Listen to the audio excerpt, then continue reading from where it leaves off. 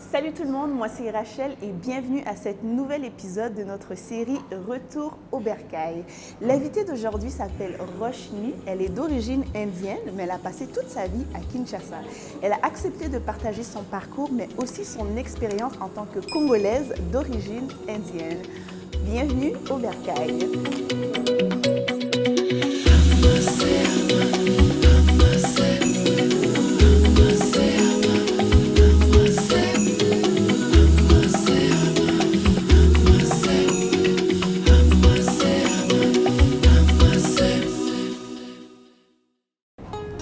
Alors, je suis maintenant rejointe avec notre invitée du jour, Madame Roshni. Hi, Roshni. Hello, how are you? I'm good, thank you. It's a pleasure to be here. Thank you for accepting the invitation. Alors, l'entrevue aujourd'hui va être un peu spéciale. On va parler français et anglais, d'accord? Parce que notre invitée est beaucoup plus confortable en anglais, mais elle va faire l'effort de parler français. Exactement. Ouais. Alors, les gens dans les commentaires qui me disent « You have to speak in English, Rachel. Today is your day. You're gonna have the content in English. Great. So before we start, I'm just gonna let you do a little introduction of yourself so that people can get to know you a little bit. Sure. Donc, Mbote, bonjour, Namasté. Je m'appelle Roshni Shukla et je suis la propriétaire de Malamu. Ça fait 6 mois depuis notre ouverture officielle. Malamu est un resto, bar et espace expérientiel. Et je pense que je vais vous expliquer un peu plus pendant notre conversation. Donc oui, ça fait plaisir de parler avec vous tous aujourd'hui. Good job! Ouais, t'es bonne! You're good at this. OK. Alors, comme je disais, les questions vont être en français, mais si jamais tu veux que je translate, puis il n'y aurait pas de souci, juste me le dire. OK? Donc, avant qu'on commence, j'aime toujours jouer un petit jeu avec les invités pour les rendre un peu plus relax. Yes. Donc, les questions que je vais te poser, c'est des questions éclairs. You don't have to think too much, you just go with the flow. Got it. OK, super. Alors, dis-moi 2 mots qui te décrivent très bien. Ouh,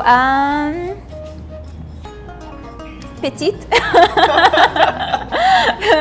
À côté Sans de moi, faute. t'es normal. Et créatif. Créative. Ouais. Super, super. Et on va en parler plus tard parce que Oui. c'est sûr, certain que dans la vidéo, vous allez probablement le voir un peu, mais il y a beaucoup de créativité à Malamu. D'accord. Et un trait de caractère qui te plaît chez toi? Je pense d'avoir un esprit ouvert. Yes.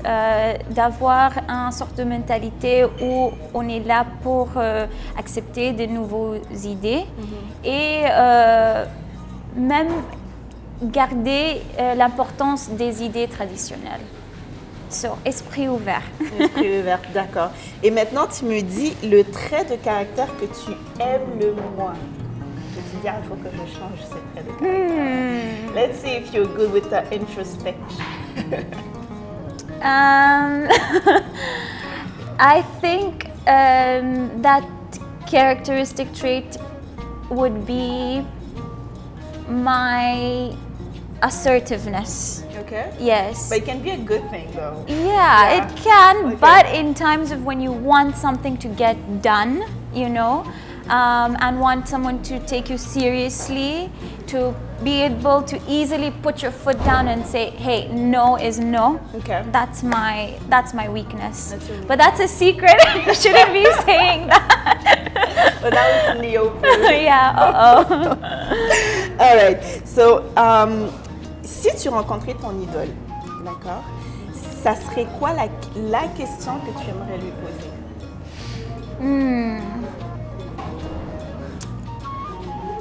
J'aimerais le poser que quand et dans des situations difficiles, comment est-ce que vous avez vous soulevé? So, what did you do in times when you fell down? You know, how did you overcome those challenges? I think that's the hardest thing about being in that like role model position. Okay, and do you mind telling us who is your idol? Oh, that's a tough one. There are many. You know what? I think that it would be. I heard this somewhere else, and it really stuck to me. I mean, there are many people like my father, my mother, also influential people in my life that have really pushed me. Some of my professors in university as well. But I always stuck to one point, which is that my role model is always someone who I can be in the next 10 years. Okay. Yeah. That's interesting. So that I always have a chance to look up to that, and that 10-year visual of the role model is someone with superpowers and able to do everything that I want them to do. So yeah, I think I would say that. Okay. Good. All right, so we're done with our little game. So now we're gonna have like the real, honest conversation. No problem. Dis-moi, c'est quoi ton appartenance avec le Congo? Est-ce que tu es né ici, tu es né à l'extérieur, tu as grandi ici? Raconte-moi un peu.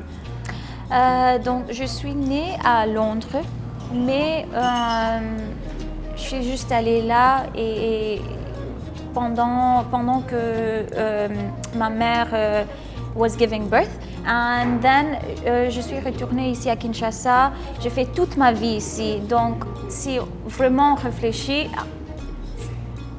quand je suis grandie, je pensais vraiment que j'étais née ici. J'ai fait 18 ans ici à Kinshasa, et puis je suis allée à Boston pour étudier pour 4 ans. Et après ça, je suis allée à Londres et Suisse et Inde pour gagner un peu d'expérience. Et ben, voilà, je suis là encore. Tu es revenue. Et je suis revenue. Exactly. Back home. So, for me, I think the biggest thing is that si quelqu'un me demande, bon, tu viens d'où?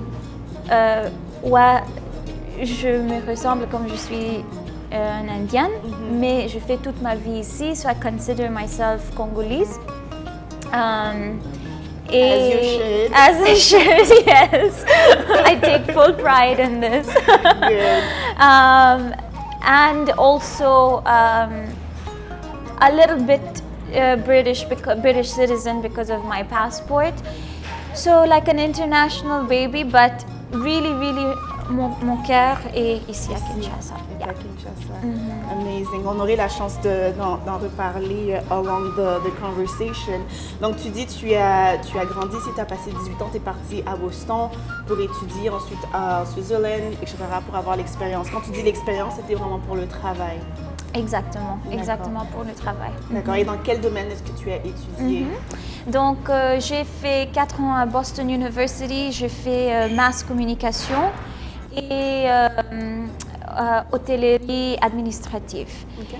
Et c'est là quand j'ai vraiment aimé étudier ce domaine-là, et j'ai décidé d'aller directement faire le master à Lyon en Suisse. Okay. Et là j'ai étudié demi-partie à Montreux et puis à Londres. Et j'ai vraiment connu un peu plus dans le domaine de hôtellerie, resto, hôtel, casino, cruise. Donc tu as vraiment, en fait, tu as expérimenté différents secteurs en fait. Exact. Mais c'est bien sûr que dans la classe, c'est complètement différent par rapport à la réalité. Exactly. C'est toujours comme ça, in anything. Exactement. I did nursing, yeah. And after I started working, I was like, this is not what I, yes. what I expected. Yes, exactly. Yeah. You know, and sometimes what I would like to say on that point is that hôtellerie, very different when you learn it in the books and to have that base knowledge that, okay, this is, a flute for the champagne, this is the ml count for the alcohol, or this is the way you set up a table and a fish fork or a knife or a meat knife, the color coding for different things in the kitchen, managing cash. But when you're in the actual field is completely different, and that's what I wanted to experience. Et c'est pour cela que je suis allée en Inde. Okay. Et j'ai décidé de travailler dans un pre-opening clubhouse, Soho House à Mumbai, où j'ai vraiment, j'étais à côté réception, mais je m'entraînais partout, dans le bar, resto, espace chambre aussi, réservation de chambre. Et là, j'ai vraiment appris, parce que c'était un nouveau espace aussi, et il y avait beaucoup de défis pendant ces temps-là. Et je savais qu'un jour, peut-être, je voulais ouvrir un restaurant, et c'était une bonne opportunité de faire ça. Ok, super. Donc j'imagine que ce que tu as appris là-bas, tu as pu l'appliquer dans ton business qu'on va maintenant parler, ton Yes. magnifique restaurant. Thank qui you. est, like, the first time that I came, it was un coup de cœur. Et puis je pense que c'est un coup de cœur pour tout le monde à cause de la décoration. C'est la première chose. C'est très, très visuellement attirant et très créatif. Merci. Donc j'aimerais que tu puisses me parler un peu du concept de Malamo. D'où est-ce que l'idée est arrivée? Pourquoi avoir décidé de retourner à Kinshasa pour l'installer? Pourtant, tu aurais pu l'installer à Londres, ailleurs et tout. Donc parle-moi un peu de the process that you had in your mind. Yes, absolutely. Quand j'étais ailleurs, toujours je pensais vers Kinshasa. Oh, mais si il y avait une idée innovative et créative à Kinshasa, et vraiment ça prend juste une personne pour mettre un pas devant et dire ok, on va le faire. Parce que bien sûr c'est un pays qui est maintenant dans une phase où ça commence à avancer. Ça commence à avancer. Il y a une grande communauté de jeunes qui rentrent ici. Et qu'est-ce qu'il y a pour eux? Et qu'est-ce qu'il y a comme nouveau pour de clientèle et des personnes ici qui vivent ici pour plus que 30 ans, par exemple mes parents. Donc, à ce point-là, j'ai décidé que non, par rapport à tout ce que j'ai appris jusqu'à maintenant, je voulais ramener ça ici, parce que ça sera complètement nouveau ici aussi. Oui. Je n'étais pas prête.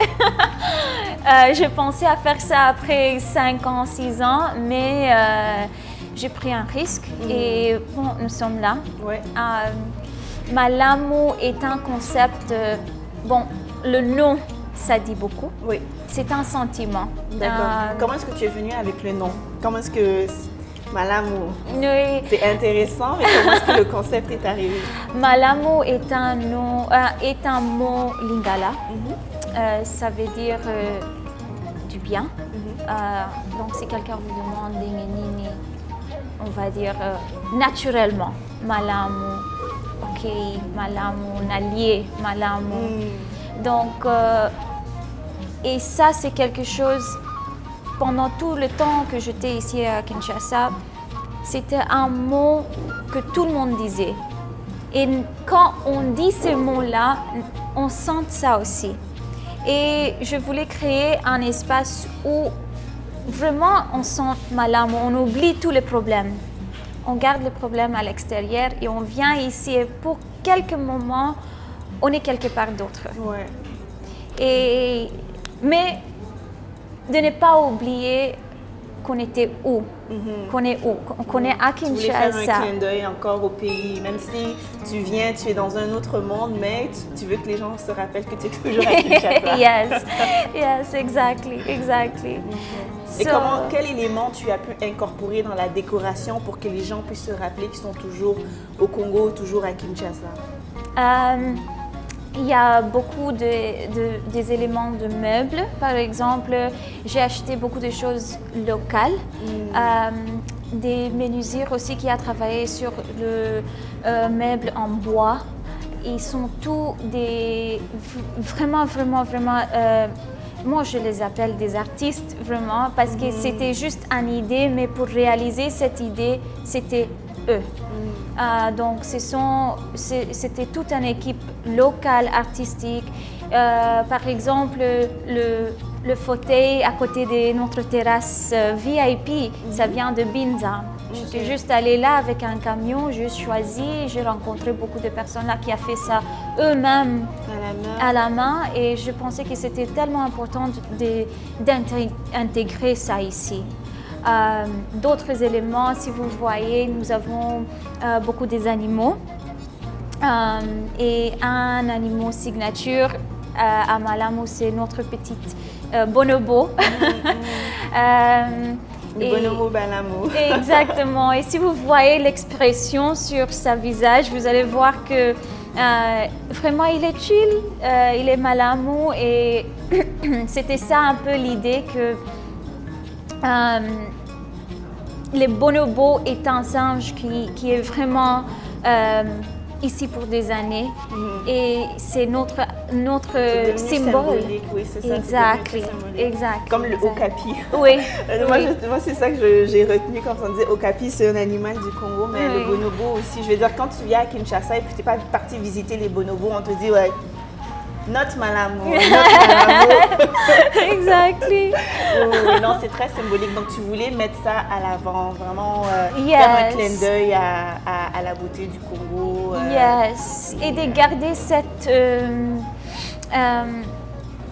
ambiance que nous sommes en Afrique, you know, and these animals that are around, even though a giraffe or an elephant is not as symbolic in specifically Congo, you know, the fact that we're bringing together these African elements in one innovative place, you know. It's a bit bizarre, no, but it works really well together. Pour une raison, même si c'est un peu décalé, ça fonctionne ensemble quand même. Parce que je pense qu'on arrive à comprendre le essence et puis aussi la raison pourquoi vous avez fait ça comme ça en fait.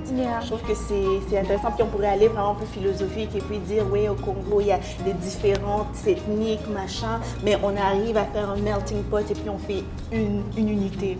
On peut aller très philosophique aussi comme ça, mais je pense que ça se reflète très bien dans la décoration et puis les meubles que vous avez choisis. Et je trouve que c'est tellement important ce que tu viens de dire, le fait que tu voulais mettre de l'avant les artistes du Congo. Parce qu'on sait que nos artistes, they don't have a lot of opportunity. They don't have people coming and paying a lot of money for their art. So the fact that you respected their art and then you made them participate in this project, it only says a lot about you as a person, but also a lot of the love that you have for the country. Tout à l'heure, quand tu parlais du pays, du fait que tu étais parti, puis tu as décidé de revenir, et puis on a dit tu es revenu à la maison, you came back home, because that's the home that you know. You know, that's where you have spent most of your life. So, moi, j'aimerais, pendant qu'on est en train de parler du projet de Malamu, me dire un peu, explique-moi le plafond dehors, les tissus qui tombent. Cette idée vient, je vais copier cette idée chez moi. Okay? No problem, avec plaisir. Je vais copier cette idée chez moi. Ça vient, d'où est-ce que c'est sorti en fait? Si je suis tellement honnête, ok, here goes. Donc, dans cet espace-là, pendant les constructions, je voulais garder un espace où il y a le soleil qui entre là. Parce que si vous voyez côté cabana et piscine, le tôle couvre tout, donc on ne voit pas s'il y a le soleil qui entre, lumière naturelle. Il n'y a pas ça dans le côté là. Mais ici, je voulais que ça soit comme ça. Et donc, on a choisi un matériel de tôle clair. Mais je n'étais pas satisfaite. Et après avoir regardé les décos, je dis, bon, je voulais couvrir ça. Mais que des gens se sentent un peu plus comme, ils sont vraiment dans le jungle, you know? So how can you create a visual that makes you still feel in nature without using the actual nature, right? And that's why the colors of Malamu were also picked in that way. And so what we did was, I worked on this with my mom a lot, and I was inspired by a restaurant in Goa, in India, when I went there. They had done something similar like this with their lamps. So we went to the marché, we brought a lot of tissu, jaune, vert, clair, and then we sat with my tailleur, Mama Blandine, and we started cutting. Okay. And it took a long time, and everyone thought I was crazy at first, parce que quand on commence ces travaux-là, c'est un peu bizarre parce qu'on pense comment est-ce que ça va, you know, ça va aller jusqu'au fond là avec tout, you know. And des petites pièces ici. Yeah, what is she doing? So it was like it will either look great or it will be a fail. Yeah. and then. Luckily, I don't know, you tell me, you like that. Yes. Ben, je pense, je sais pas si tu as déjà remarqué, mais chaque fois que quelqu'un s'assoit dehors, la première chose qu'ils font, c'est comme... Boom. Yes. Ouais, non, c'est très clever. Puis ça montre la créativité, comme tu disais, le mot que tu décrivais très bien. So you took an inspiration, you were like, I'm going to use it for my restaurant. C'est super intéressant. Parle-moi un peu de l'espace lounge où on est en ce moment. L'idée, c'était quoi derrière? C'était vouloir faire une espèce de coworking space, parce que tu as mentionné qu'il y a de plus en plus de jeunes qui quittent de l'Occident et qui reviennent s'installer ici. Est-ce que c'était eux que tu avais en tête lorsque tu as placé cet espace ici? Yes, exactly. Quand j'étais à l'université, il y avait plusieurs de temps où je ne pouvais pas travailler au bureau ou bien dans la classe ou bien dans mon appartement. Mais j'aimerais aller dans des cafés.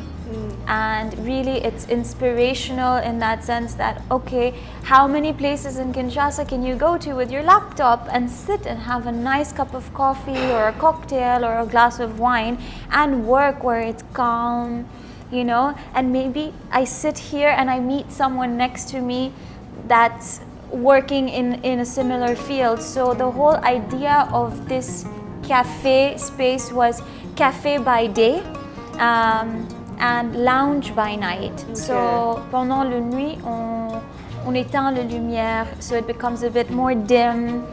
So maybe you're still there, you come in the morning and you're doing your work and you're having your cup of coffee, and then in the night you come and you have a client meeting and you've invited them and you're sitting in the same space having a glass of wine or a cognac, and you're talking still about business, but it feels completely different.